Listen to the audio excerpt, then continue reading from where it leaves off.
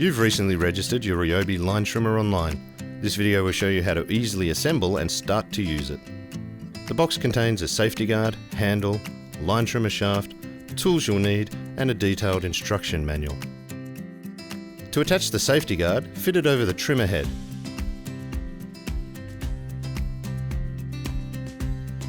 Use the screws provided and a Phillips head screwdriver to secure it in place.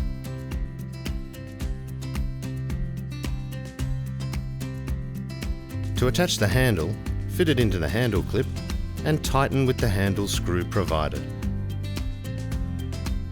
You can adjust the angle of the head by pressing this button. You adjust the angle of the handle by loosening the handle key and tightening again to secure it in place. And you can adjust the length of the shaft by loosening this clasp, pulling the top half out and tightening again into place. Charge your battery.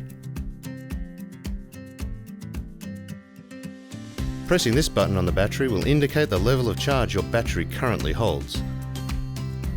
Insert a fully charged battery into the battery port and your line trimmer is ready to be used. To start, depress the safety switch and then engage the trigger.